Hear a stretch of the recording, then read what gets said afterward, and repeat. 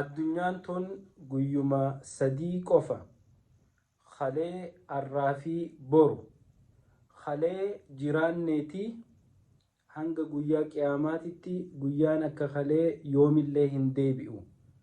guyyaa arraa keessa ni jiraanna.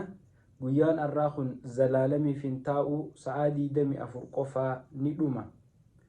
guyyaa boru ammoo anaa fi ati ni jiraannaa. eessa jiraannaa? maal nyaannaa? akkamitti oollaa? akkamitti bullaa?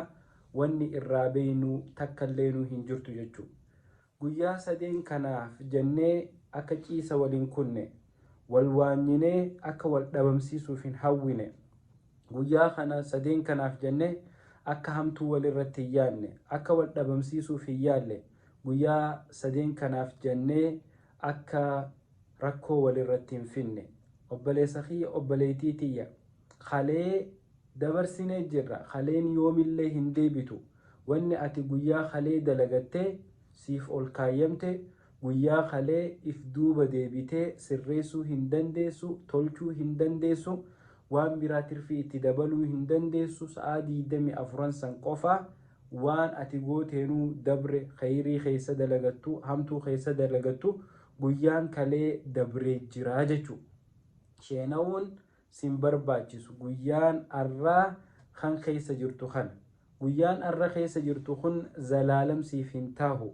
waan rabbi sirraa jaalatu dalagi, waan boruuf si fayyadu dalagi, waan addunyaa teetiif si fayyadu dalagi, waan akhiraa teetiif si fayyadu guyyaa arraa dabarfadhu. khaleen kuttee jirti, hamtuun taatu, toltuun taatu, kutte irra deebi'uun hin taatu. guyyaan tokkichaan ati qabdu guyyaa arra keessa jirtu kana waan lubbuu teetiif tola, waan boru si fayyada, waan bu'aa siif qabaa dalagattu. guyyaa boru ammoo hamilee godhattee boru nin jiraadha, iftaan nin jiraadha, zalaalam nin jiraadha jettee yaadin boru jiraachuu kee ati hin beeytu. hangam takka jiraattaa hin beeytu. kanaafuu hanga jirtu guyyuma hanga jirtu qofa rabbi sodaadhu.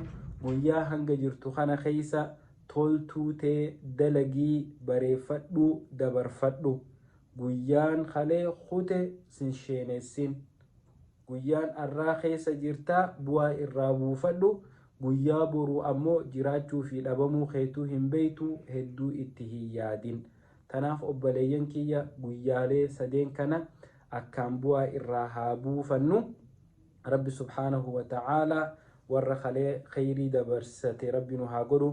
warra arra waan lubbuu isaanii fayyadu dalaguu fi warra borullee afu rabbi nu haa godhu. wassalaamu alaikum.